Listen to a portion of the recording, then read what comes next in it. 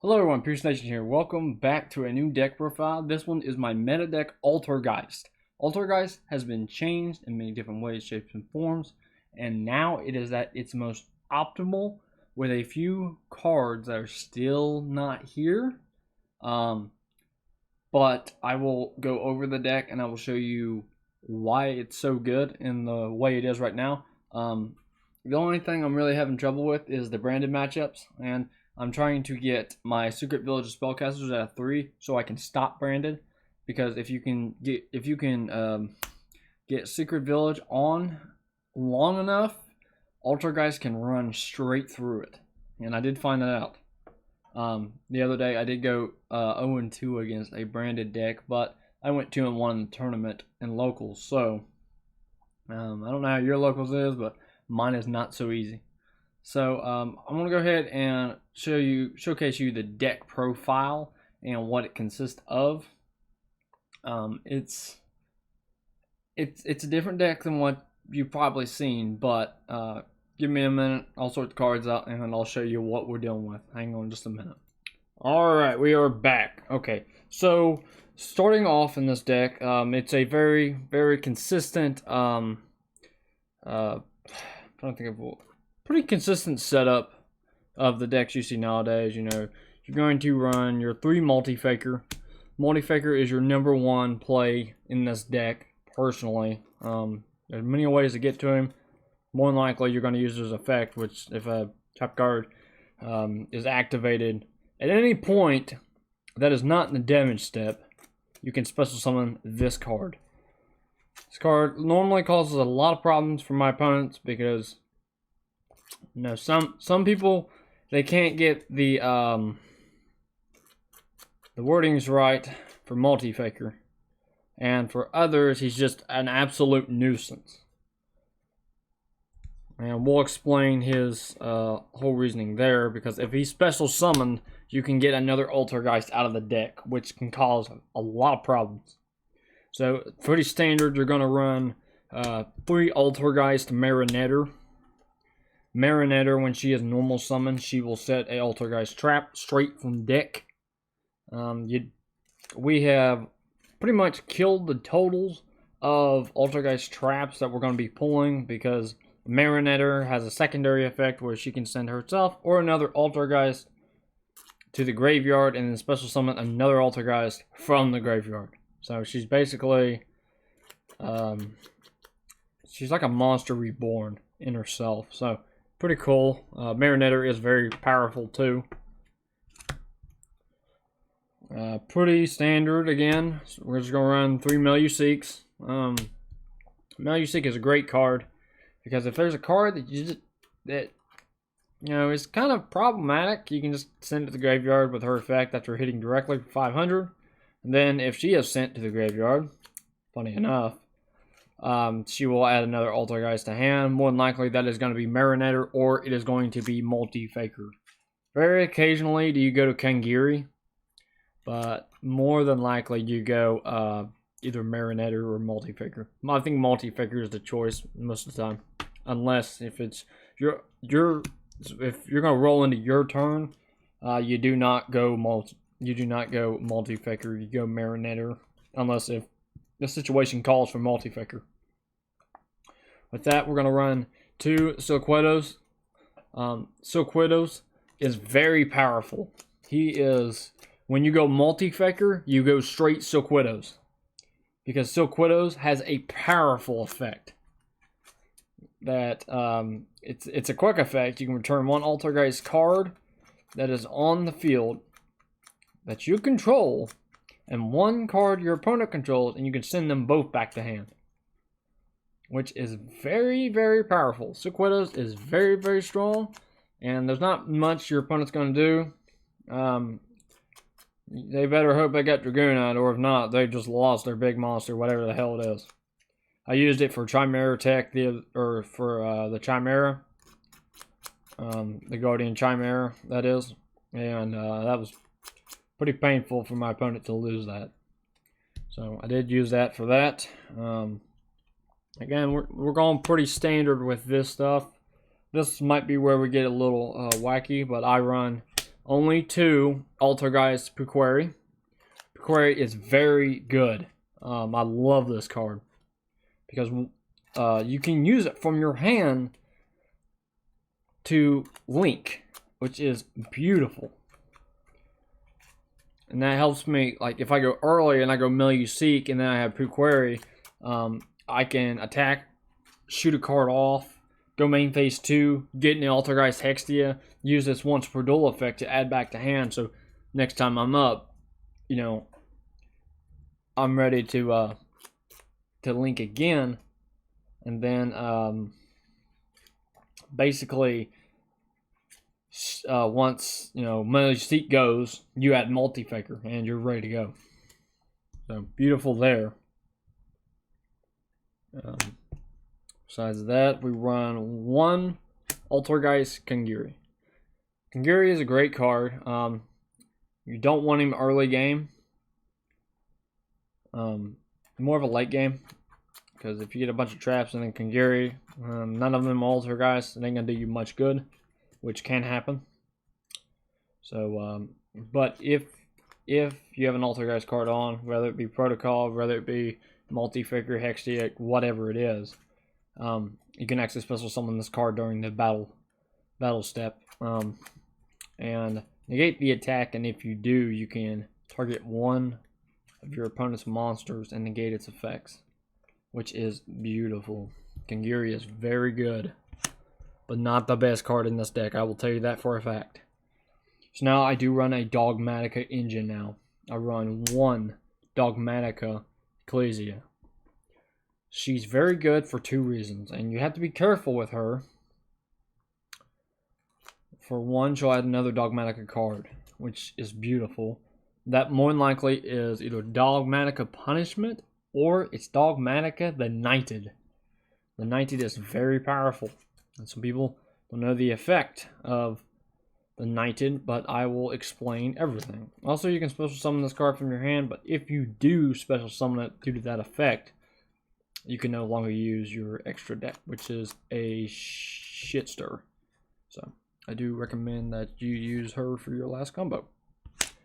So, like I said, we are running 2 Dogmatica the Knighted. You'd be dumb not to, because it's real easy. Everyone gets in the extra deck nowadays. And Dogmatica the Knighted can be special summoned. Especially if I go into Hextia early game. I can get right into the Knighted. And then the Knighted has an effect. And that effect is, all Dogmatica cards you control, when this card declares an attack, can gain 500 attack. And that is a once per turn effect. When this card declares an attack, and also it does not lose that 500 at the end of the turn. Because it does not say that on the card. It also has another effect, which is its first effect, which I don't really get it very often unless if I have Ecclesia, and then I go and search the Knighted, and then special summon the Knighted. And that is, if I control another Dogmatica card, I can target 1 card on the field and negate its effects. Which is great. So, there's the Knighted. Dogmatica engine in this works beautifully. I need a second Ecclesia. I'm currently working on that. Pretty standard, just 2 effect failures. These will be replaced with Haunted Mansion. Because Haunted Mansion is becoming the new meta. I'm currently getting the cards for Haunted Mansion. If you guys want me to do another deck profile once I get all these cards in, just let me know, and it will be done. But the 2 Veilers, that's enough to kind of stop your opponents, even when you don't have anything. So only spell 1 Secret Village of Spellcasters. This will be 3 because 1 is not enough. I don't really have a way to search this, so it's basically draw lock. So if I have 3 of it, and I like this because I can lock out Branded, because Branded don't have any spellcasters whatsoever. It's beautiful, because I will stop Branded. By the end of this, I will stop Branded. It will not be a thing. Now for the traps, we're going to run 2 Altergeist Protocol. Don't need 3. I feel you can get better plays other than just relying on getting into protocol and then sending it back for another altergeist. So if you do that, that is a great way to do it. Plus there are plenty of cards in this deck that'll help you do that as well. We run 1 Altergeist Manifestation. Manifestation has been cut from 3 to 1 in my prior deck profiles. This is the first variation where it will be at 1, and protocol is not at 3, it is at 2 now. Manifestation, you can keep getting it back with Silk, so you don't really need more than 1 of these. If this card becomes banished, that is not really a big deal, because Marionetter has the same effect, so it's beautiful. We're going to run 1 Altergeist Immortality. Again, you can get this back with Silk. You don't really need to do anything, because once these cards are gone, you can get it back with Prime Banshee. You can get it back with Silk, and by that time, the game's over. Altergeist has already won. Altergeist is just too powerful, and your opponent will not be able to respond to that quick enough. Now, the reason that I am playing this card is this. Special summon this card as an effect monster spellcaster, light level 4, attack 1400, defense 1800. This card is also still trapped. If summoned this way while it is in the monster zone, other Altergeist traps you control cannot be destroyed by card effects. Also, neither player can target them with card effects. So, you cannot touch my Altergeist traps while that card is in play, which is fantastic. So, with that, we're going to get on to personal spoofing. We run 3 personal spoofings. If you're not running 3 personal spoofings, I don't know what you're doing. Personal spoofing is literally the card in the deck that gets the whole thing started. If you're not running 3 personal spoofings, you're doing this wrong, because this card literally will get your multi-figure, your Silk, your Kangiri, because you want to search Kangiri with personal spoofing or with an Altergeist effect. You don't want to try and add more than 1 Kangiri and then brick. So, very good there.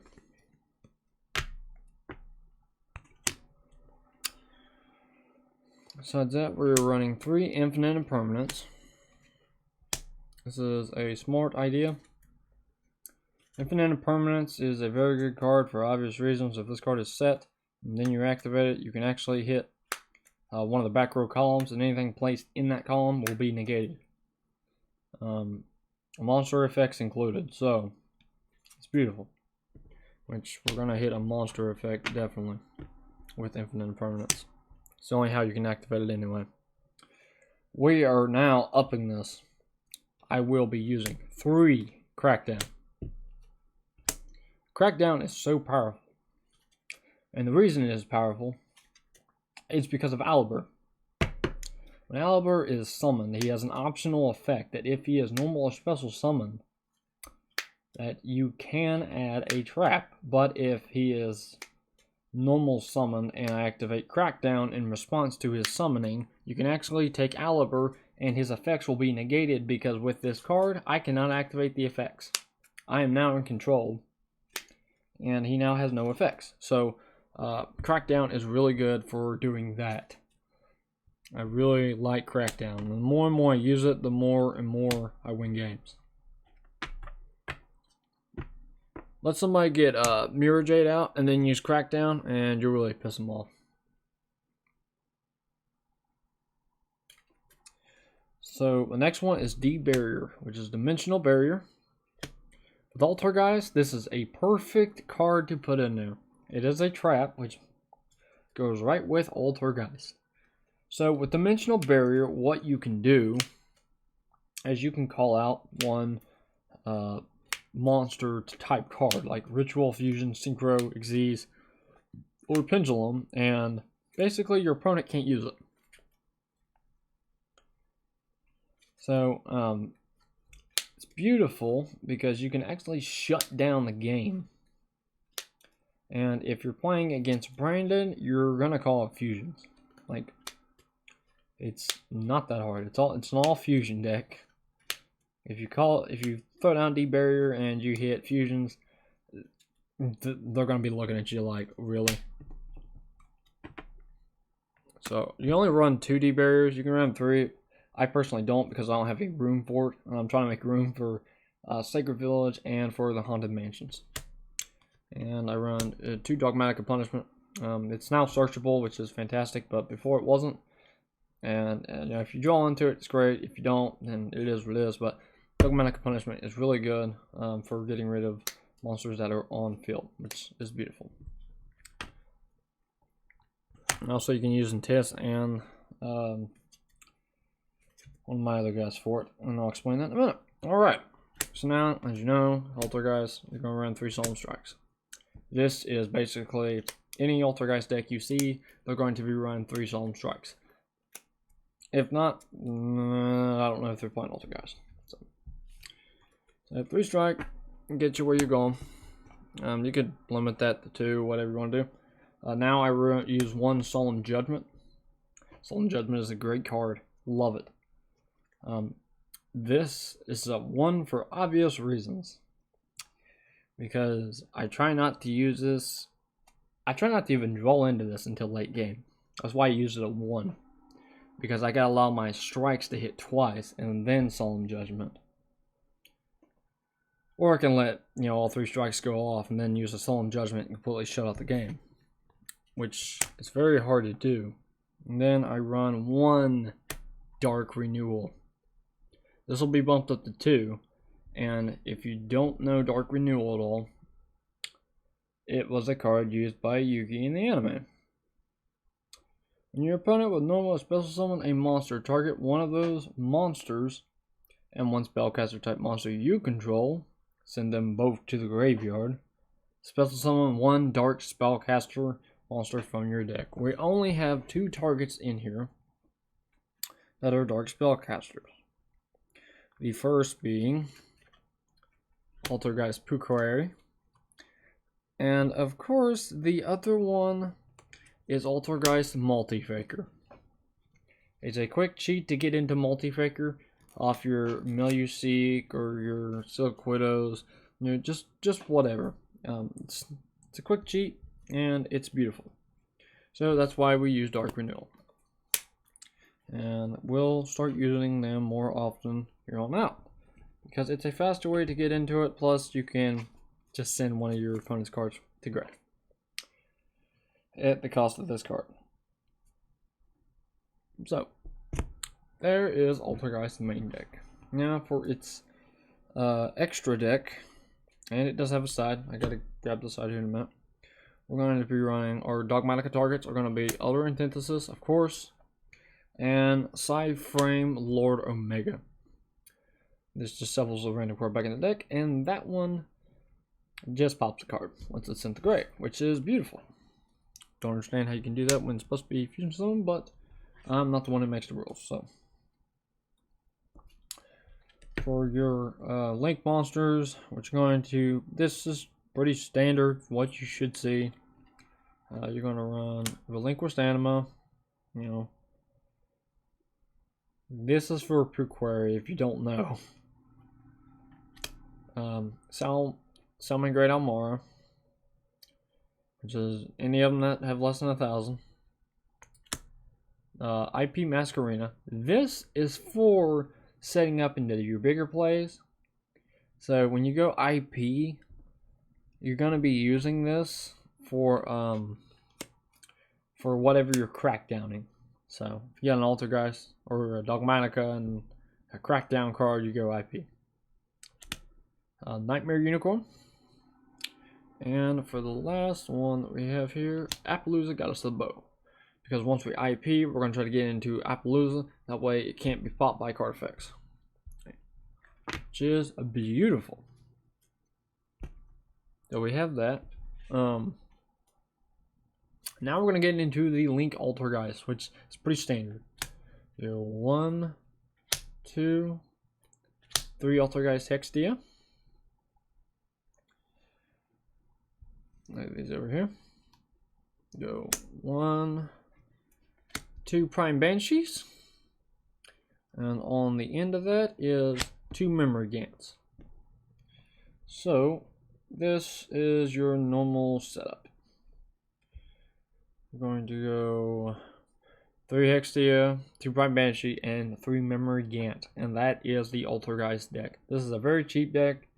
It doesn't actually cost that much. I think you can build it in less than $150. Very good. I know all the Altergeist cards are less than $3.50 because I looked them all up at the highest rarities, and you can make this deck pretty cheap. So that is Altergeist. That is the meta deck for Altergeist. So if you have any questions on this deck, feel free to comment, like, subscribe, whatever you want to do to know more about this deck. Now I'm probably gonna go over the effects of the link monsters so you know which ones are supposed to be in here and why. That is Hextia, Prime Banshee, Memory Gant is our new boss monster. Memory Gant is so damn powerful, I have people that just literally quit when this card comes out, which is ridiculous. So I'll lay all 3 of them out, what they look like, and I'll explain what they do, and you're gonna see why that we use them all. So first of all, we're gonna go over the link to Altergeist Hextia.